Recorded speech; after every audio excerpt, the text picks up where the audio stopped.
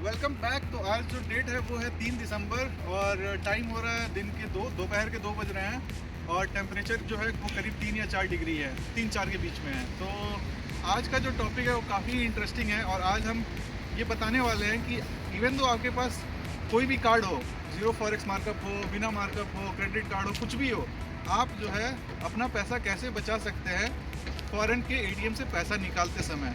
तो आज हम वो सब चीज़ें दिखाने वाले हैं जो आपको भी ध्यान में रखना है कि कैसे आप अपने पैसों को बचा सकते हैं जब भी आप फॉरेन में पैसे निकालते हो किसी एटीएम से। और इसके लिए हम जो करने वाले हैं वो हम 2 कार्ड को लेकर के टेस्ट करने वाले हैं। एक कार्ड मेरा नॉर्मल यूनियन बैंक का जो है वो डेबिट कार्ड है और एक कार्ड जो है वो मेरा जीरो फॉरेक्स मार्कअप वाला एफआई कार्ड है। इसमें कोई भी स्पॉन्सरशिप वाली बात नहीं है, आप कोई भी कार्ड ले सकते हो जो भी जीरो फॉरेक्स मार्कअप हो। और सेम चीज़ जो होने वाला है, मतलब डिफरेंस क्या है वो बेसिकली टेस्ट करेंगे और आपको कैसे विड्रॉ करना है, क्या क्या चीज़ों का ध्यान रखना है वो देखेंगे। तो चलते हैं।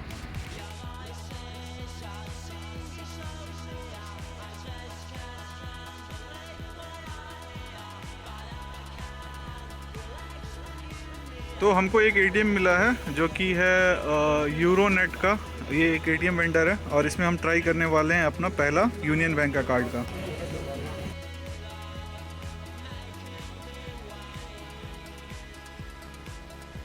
तो पहला की टेकअवे ये है कि आप कोई भी एटीएम में जाओ, पहली चीज़ ये देख लो उसमें इंग्लिश सपोर्ट ऑफर्ड है या नहीं है, या फिर कोई ऐसा लैंग्वेज जो आपको समझ में आता है। अगर इंग्लिश नहीं है आप उस एटीएम को यूज़ मत करो।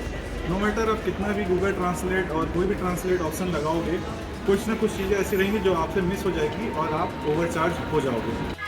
तो जैसा कि ये एक एटीएम मिला है और इसमें इंग्लिश का ऑप्शन है यहाँ पे दिख रहा है, तो हम अब इसको यूज़ करने वाले हैं। इसमें डालने वाले हैं यूनियन बैंक का कार्ड। अब इसमें ये देखो, आपको सबसे पहले करना है कि इंग्लिश सेलेक्ट कर लो, ठीक है।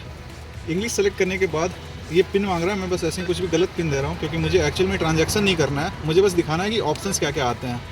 और हम लोग आज के सारे एक्सपेरिमेंट में 100 यूरो का ही लेंगे कन्वर्जन। अब देखो इस पर बहुत ध्यान देना। इसमें क्या बोल रहा है कि 1 यूरो का ये लोग 196 रुपये 96 रुपीज़ लेंगे, ठीक है।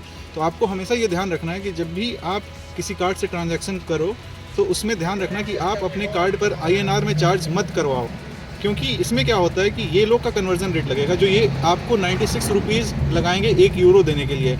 मतलब आपको 100 यूरो लगाना है तो आपको 10,150 रुपये देने पड़ेंगे, जिसमें इनका भी चार्ज है कुछ 5.49।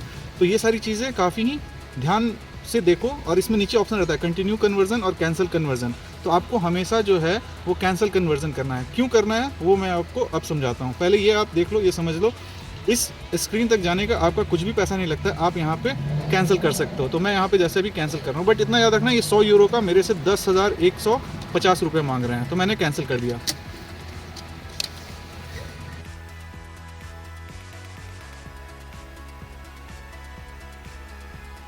करता हूँ 100। अब ये देखो भाई, इनका एक्सचेंज रेट है 1 यूरो का ये 94% लेंगे। मार्कअप जो है वो 10%, 10.6% है। और भाई ये हम मतलब काटेंगे 99.61, बाप रे। और उसके बाद से ये कुछ वही सेम 4.95 यूरो भी लेंगे। बहुत महंगा है, कैंसिल कीजिए। अब एक बार चेक कर लेते हैं एफआई कार्ड का।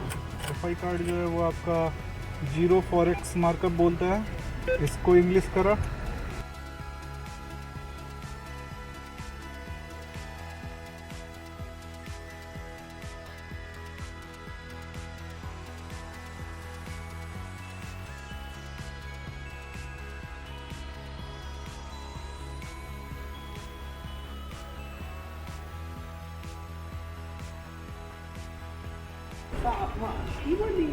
तो भाई ये एक दूसरा एटीएम है। यहाँ देखो 100 यूरो पे ये लोग 3.95 यूरो चार्ज कर रहे हैं और टोटल मतलब 103 यूरो ये लोग काटेंगे। और ये देखो 13% इन लोगों का मार्कअप है। तो मतलब 10,040 रुपये 93 पैसे ये लोग काटेंगे, तब मुझे ये 100 यूरो देंगे, जो कि बहुत ही महंगा है। तो मैंने इसको कैंसिल कर दिया। तो अब आप पूछोगे कि ये कन्वर्ज़न का क्या गेम है। तो आपको कुछ एटीएम्स में जो है वो डायरेक्ट ऑप्शन मिलता है कि आप आईएनआर में चार्ज करवा लो और हम आपके लिए आपसे इतना पैसा लेंगे। और कुछ एटीएम्स में होता है कि वो आपको नहीं दिखाएगा कि आईएनआर में चार्ज करवा लो, मतलब वो आपका सीधे लोकल करेंसी में ही चार्ज होगा। तो इस केस में 1 यूरो के 96 रुपीज़ लगेंगे, जो कि बहुत ज़्यादा है। और टोटल जो चार्जेस है 100 यूरो निकालने का, वो टोटल हो रहा था 10,000 समथिंग रुपीज़, जो कि कन्वर्जन रेट के हिसाब से बहुत ही ज़्यादा है। तो मेरा रिकमेंडेशन और मेरे एक्सपीरियंस के हिसाब से हमेशा आपको अगर ऐसा ऑप्शन मिलता है तो आप उसको कैंसिल कर दें और अपना कार्ड जो है वो लोकल करेंसी में ही चार्ज करवाएं। मतलब अगर आप यूरोप में हैं तो यूरो में ही उसको चार्ज करवाएं, अगर आप यूएसए में हैं तो डॉलर में चार्ज करवाएं, और अगर आप यूके में हैं तो पाउंड में चार्ज करवाएं। क्योंकि इसमें होता क्या है कि अगर आप उसको INR में चार्ज करवाते हो तो ATM जो है वो सीधा आपके बैंक को बोलेगी कि इस बंदे ने 10,000 रुपये खर्च किए हैं और आपके 10,000 रुपये कट जाएंगे।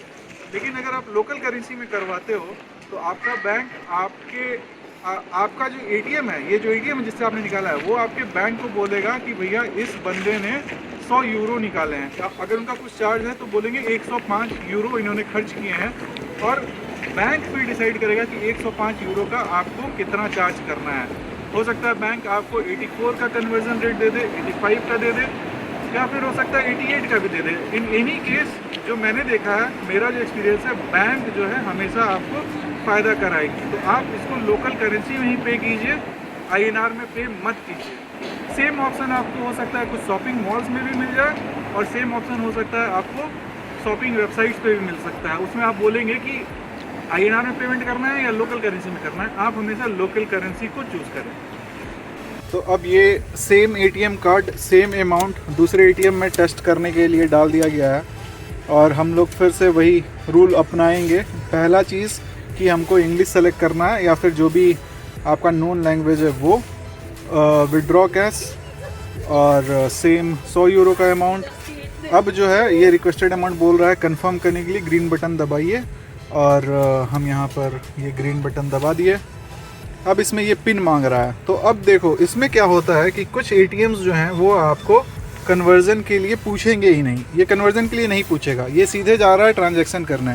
तो इन ATMs में आप श्योर रहिए कि आपका जो है, ये इसलिए आया क्योंकि मैंने गलत पिन डाला हुआ है, क्योंकि मुझे एक्चुअल में पैसे तो निकालने हैं नहीं, तो मैंने इसको कैंसिल कर दिया ताकि मेरा कार्ड वापस आ जाए। तो इस ATM का ये था कि ये कन्वर्ज़न का ऑप्शन दिया ही नहीं। और ये क्यों नहीं दिया? क्योंकि ये आपका जो है वो चार्ज करने वाला यूरो में। तो आपकी बैंक डिसाइड अब करेगी, जैसे कि यूनियन बैंक डिसाइड करेगा कि मैंने 100 यूरो निकाला तो उसका कितना चार्ज करना है INR में। और दूसरा चीज़ ये कि इसने ये भी डिस्प्ले नहीं करा कि इसका कुछ एक्स्ट्रा चार्जेस लगेगा, मतलब कोई भी एक्स्ट्रा चार्जेस इस ATM से निकालने में नहीं लगेगा। तो इस बात का भी ध्यान आप दे सकते हो। तो आज का जो है हमारा टोटल जो टेस्टिंग और डेमोन्स्ट्रेशन है, उससे यही सीखने को मिलता है कि की टेक अवेज इसमें ये है कि आपको पहला ATM वो सेलेक्ट करना है जिसमें इंग्लिश ऑप्शन हो, या फिर ऐसा लैंग्वेज जो आपको आता हो। दूसरा जो चीज़ है वो ये है कि आपको ऐसा ATM सर्च करना है जिसमें आपके कम चार्जेस लगे, या फिर चार्जेस लगे ही ना, मतलब एक्स्ट्रा चार्जेस, ATM के चार्जेस ना लगे। तीसरा ये है कि आप टूरिस्टिक प्लेसेस के अराउंड जो है वो ATMs को अवॉइड करें, क्योंकि वो हमेशा आपसे ज़्यादा चार्ज करेंगे। चौथा जो टेक अवे ये है कि अगर आपको ऑप्शन मिलता है कि आप INR में पेमेंट करना चाहते हैं या फिर लोकल करेंसी में, हमेशा लोकल करेंसी ही चूज़ करें, वो आपको फ़ायदा दिलाएगा। इन 4 बातों का अगर आप ध्यान रखते हो तो आप अपने बहुत सारे पैसे बचा सकते हो।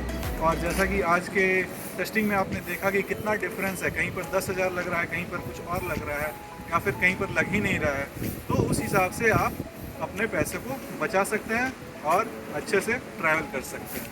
आज के वीडियो के लिए बस इतना ही। Thank you, keep subscribe. मैं ऐसे ही कुछ और भी बहुत ही मज़ेदार और इन्फॉर्मेटिव वीडियोस बनाने वाला हूँ इन फ्यूचर, तो कीप सब्सक्राइब फॉर इट।